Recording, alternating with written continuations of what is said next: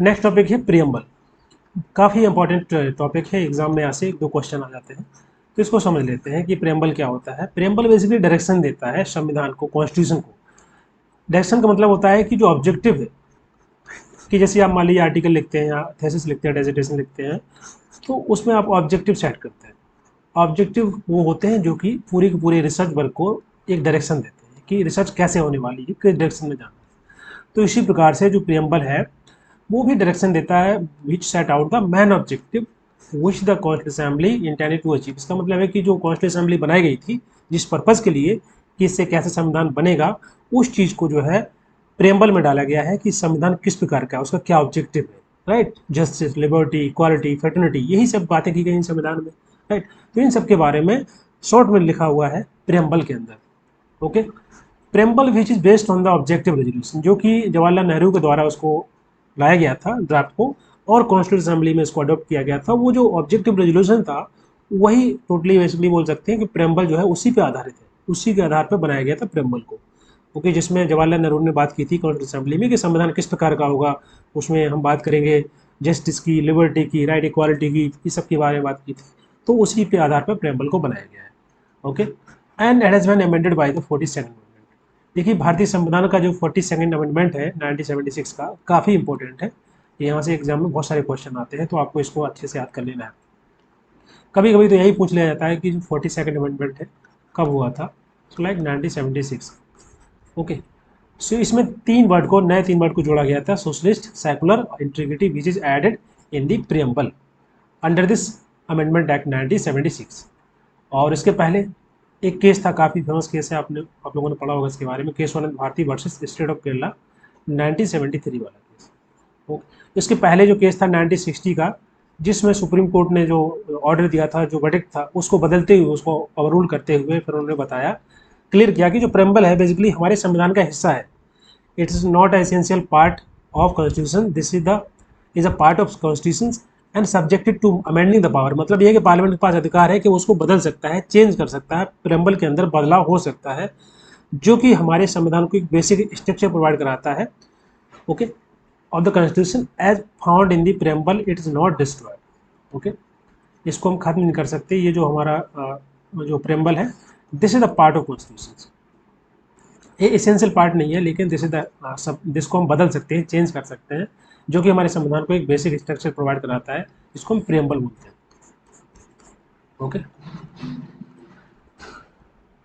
The preamble is a non justiciable in nature like DPSP and can't be force in the court of. इसका मतलब क्या हुआ, जैसे DPSP है, DPSP का मतलब क्या होता है, the direction which is given by the constitution to the state, कि जो सिटीजन है उनके वेलफेयर के लिए आपको क्या क्या करना है, वो सभी डिफरेंट आर्टिकल में मेंशन किया गया है डीपीएसपी के अंदर।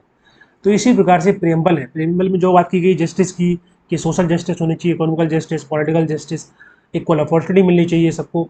तो ये सभी चीज़ें फोर्सेबल नहीं है। ऐसा नहीं है कि अगर ऐसा नहीं किया जाएगा तो सर मतलब इसमें कोई प्रॉब्लम है, but that should be follow by the state जब भी वो कोई पॉलिसी प्रोग्राम बनाते हैं। So the preamble is non justiciable in nature like DPSP and can't be enforce in the court of law. इसको मतलब बोल सकते हैं कि ऐसा नहीं कि कोई जाके सुप्रीम कोर्ट चला जाए कि जो है प्रियम्बल में ऐसा लिखा हुआ है लेकिन इसको फॉलो नहीं किया जा रहा, इस प्रकार से नहीं होता है। राइट, एन के फॉल्केवाला, इनके द्वारा बोला गया था कि प्रियम्बल क्या है, like identity card of constitution. जैसे कि हम लोग कॉलेज जाते हैं, यूनिवर्सिटी जाते हैं, सबका एक आईडी कार्ड होता है, आइडेंटिटी कार्ड होता है। राइट, उसी प्रकार से संविधान का जो आइडेंटिटी कार्ड है वो प्रियम्बल है, क्योंकि प्रियम जो आइडेंटिटी कार्ड होता है उसमें पूरी डिटेल रहती है संक्षिप्त में। राइट, क्या नाम है, क्या डेजिग्नेशन है, एड्रेस का सब कुछ लिखा होता है थोड़ा थोड़ा, तो इससे आइडिया लग जाता है। इसी प्रकार से जो एक काइंड ऑफ आइडेंटिटी कार्ड होता है प्रियम्बल, जो कि बताता है कॉन्स्टिट्यूशन के बारे में कि कॉन्स्टिट्यूशन किसके रिगार्डिंग, किस प्रकार का कॉन्स्टिट्यूशन से क्या ऑब्जेक्टिव है। प्रियम्बल बात करता है idea of social, economical, political justice. Okay, जो कि लिया गया है रशियन रेवोल्यूशन 1917 हुआ था 1917 में रशियन रेवोल्यूशन। तो वहाँ से ये 3 चीज़ों को लिया गया है, सोशल जस्टिस का, इकोनॉमिकल और पॉलिटिकल जस्टिस को। और इसी प्रकार से फ्रेंच रेवोल्यूशन जो कि हुआ था 1789 से लेकर 1799 तक, वहाँ से भारतीय संविधान में प्रियम्बल में मेंशन किया गया है idea of liberty, idea of equality and fraternity.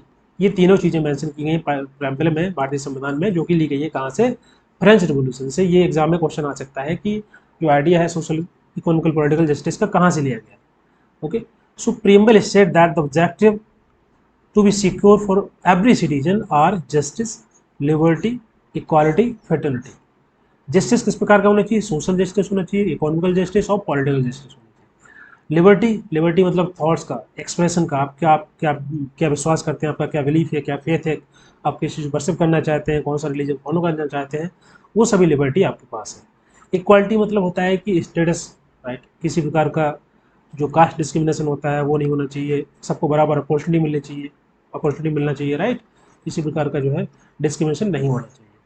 Fraternity means to promote fraternity among the all, सभी के बीच में एक बोल सकते हैं भारतीयता का प्रमोट करना, एक ब्रदरहुड को प्रमोट करना, assure the dignity of the individuals and unity and integrity of the nation. और in the constitution assembly on the 26 November 1949 जो है संविधान को अडॉप्ट किया गया, इलेक्टेड किया गया and given to the our self this constitution. Next इसमें है key words of the preamble, preamble के क्या क्या फीचर है, क्या वर्ड जो हमने यहाँ पर बात किए थे ना, इनको थोड़ा डिटेल में समझ लेते हैं। सोवरन का मतलब क्या, देखिए सोवरन का सिंपल मतलब यही होता है कि जिस कंट्री पर और किसी का कोई जो है अथॉरिटी ना हो, जैसे कि ब्रिटिश के टाइम पे 1947 के पहले जो ब्रिटिशर्स थे, राइट, उनका अधिकार था इंडिया पर, वो कंट्रोल करते थे, हम लोग डिपेंडेंट थे, राइट। तो सोवरन का मतलब होता है, सोवरन कंट्री मतलब होता है कि जिसपे कोई बाहरी अथॉरिटी ना हो, कोई बाहरी कंट्रोल ना हो, कोई बाहरी पावर ना हो जो कि उसको कंट्रोल करता है, उसको बोलते हैं सोवरन। सोशलिस्ट का मतलब क्या है, देखिए सोशलिस्ट जो वर्ड है ऐड किया गया था 42nd अमेंडमेंट में 1976 में। और संविधान का जो मेन उद्देश्य है कि कैसे हम जो है इंडिया के अंदर एक डेमोक्रेटिक तरीके से सोशलिज्म को हम प्रमोट कर पाएँ। देखिए दो प्रकार का सोशलिज्म होता है, जैसे फॉर एग्जांपल चाइना है तो वो कम्युनिस्टिक सोशलिज्म को अपनाता है, राइट। और इंडिया के अंदर क्या है, डेमोक्रेसी है, तो फोकस किया जाता है कि इंडिया को एज ए एक ब्रांड बनाया जाए सोशलिज्म का, एज ए डेमोक्रेटिक सोशलिज्म, जहाँ पर डेमोक्रेसी की बात करूँ, डेमोक्रेसी मतलब होता है जहाँ पर सभी का पार्टिसिपेशन सुनिश्चित हो पाए। Okay, everybody has right for the vote, वो चूज करेंगे, राइट, एंड सबको बराबर अपॉर्चुनिटी मिलती है।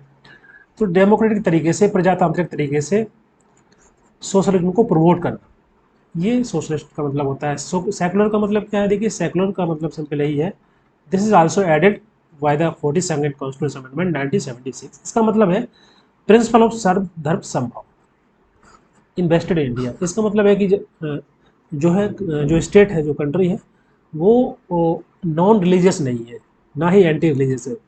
सेकुलर का मतलब है कि सभी धर्म को बराबर जो है, सब धर्म बराबर है सरकार की नज़र में, मतलब स्टेट की नज़र में, राइट। लेकिन इसका मतलब बिल्कुल नहीं है कि कंट्री है जो है वो है एंटी रिलीजियस है या नॉन रिलीजियस है। इसका मतलब यही है कि एवरीबडी हैज़ राइट कि उनको क्या अडॉप्ट करना है, कौन सा रिलीजन को फॉलो करना है, किसको वर्शिप करना है, ये सिटीजन के हाथ में है, सरकार इसमें इंटरफेयर नहीं करती है, इसलिए उसको बोला जाता है सेकुलर। इंटीग्रिटी का मतलब क्या होता है, democratic India follow representative parliamentary democracy, जहाँ पर एमपी एमएलए जो है पंचायत मेंबर्स इलेक्ट तो डायरेक्टली या इनडायरेक्टली लोगों के द्वारा। ओके,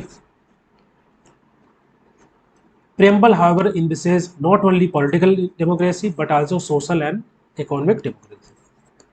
जो प्रियम्बल है वो केवल सोशलिज्म की बात नहीं करते हैं, वो इकोनॉमिक एस्पेक्ट की बात करते हैं, पॉलिटिकल डेमोक्रेसी की बात करते हैं। जैसे रिपब्लिक, रिपब्लिक का मतलब क्या हुआ, रिपब्लिक का मतलब होता है जिस कंट्री में जो मतलब किस कोई हेरिडेटरी रूलर ना हो, जैसे फॉर एग्जांपल अभी प्राइम मिनिस्टर कोई है फॉर एग्जांपल, तो उसका बेटा प्राइम मिनिस्टर बनेगा, ऐसा नहीं, कोई हेरिडेटरी रूल नहीं होता है। ओके, जो भी अथॉरिटी होती है स्टेट की, वो कहीं ना कहीं डायरेक्टली चुन के आते हैं, जो लोगों के, जैसे कि फॉर एग्जांपल जो इलेक्शन में खड़े होते हैं वो जीतते हैं, वही ऊपर पहुंचते हैं, वही जो है कंट्रोल करते हैं 5 साल तक के लिए। तो कोई हेरिडेटरी रूल नहीं होता है, उसको बोलते हैं रिपब्लिक, जहाँ पर पब्लिक की गवर्नमेंट होती है, पब्लिक के द्वारा चुनी गई। जस्टिस मीन्स क्या, justice means is a kind of three like social justice, economical justice और पॉलिटिकल जस्टिस। सामाजिक रूप से जस्टिस हो, किसी प्रकार का डिस्टिंक्शन ना हो on the basis of caste, colour, region, religion, section हो। इकोनॉमिक जस्टिस का मतलब होता है सबको बराबर अपॉर्चुनिटी मिले, right, on the basis economic factors, like किसी प्रकार का जैसे जो इनक्वालिटी होती है, अमीर लोग और अमीर होते जाते हैं, तो इनकम के आधार पर, वेल्थ के आधार पर, प्रॉपर्टी के आधार पर जो है इनक्वालिटी को कम करना, एलिमिनेट करना, खत्म करना, इकोनॉमिक जस्टिस को दर्शाता है। पॉलिटिकल जस्टिस का मतलब क्या होता है कि पॉलिटिकल जो पोजीशन है या जो अथॉरिटी होती है वहाँ पर कोई भी पहुँच सकता है, everybody have equal political right, okay, they have access all the political offices and equal voice in government। सबको सबको वोट करने का अधिकार है, सबके पास अधिकार है, राइट, वो उसको एंजॉय कर सकते हैं। और उसके अलावा वो भी एक पॉलिटिकल ऑफिस तक पहुंच सकते हैं, right. Next liberty. Liberty means kind of absence of restaurant on the activity of individuals, कि आप जो भी एक्टिविटी करना चाहते हैं, जो भी काम करना चाहते हैं, वो कर सकते हैं। you have every individuals have the capacity and opportunity to develop yourself your personality। कि जैसे फॉर एग्जांपल बात करें, बहुत सारी कंट्री होती है जहाँ पर रेस्ट्रिक्शंस होती है कि आप ये काम नहीं कर सकते, वो काम नहीं कर सकते, you have to follow, like North Korea, right. अगर आपको वहाँ पर कटिंग करानी है तो फिक्स है कि आपको इस स्टाइल में ही कटिंग करानी है, तो वहाँ पर लिबर्टी नहीं है। तो लिबर्टी मतलब होता है कि आप जो काम करना चाहते हैं, जो एक्टिविटी करना चाहते हैं, वो कर सकते हैं, आपके पास अधिकार है। लेकिन इसका मतलब ये भी नहीं है कि आप कुछ भी कर सकते हैं, राइट। आपको हर वो एक्टिविटी करनी है, लेकिन अंडर द लिमिट की, और किसी के जो फंडामेंटल राइट्स हैं वो वायलेट ना हो, राइट। उस चीज़ को नजर रखते हुए आपको उसको बोलते हैं लिबर्टी। इक्वालिटी का मतलब क्या है? Equality means kind of absence of special privilege to any class, any section of society. कि कुछ जो है एक्स्ट्रा प्रिविलेज किसी को दिए जा रहे हैं, या कुछ रिसोर्सेज एक्स्ट्रा किसी को दिए जा रहे हैं। इक्वालिटी मतलब होता है किसी प्रकार का कोई डिस्क्रिमिनेशन नहीं होगा in any kind of opportunity in the society. So these are the key words in the preamble. इनको आपको अच्छे से पढ़ लेना है, यहाँ से एग्जाम में क्वेश्चन आता है, बहुत इंपॉर्टेंट है ये वाला चैप्टर।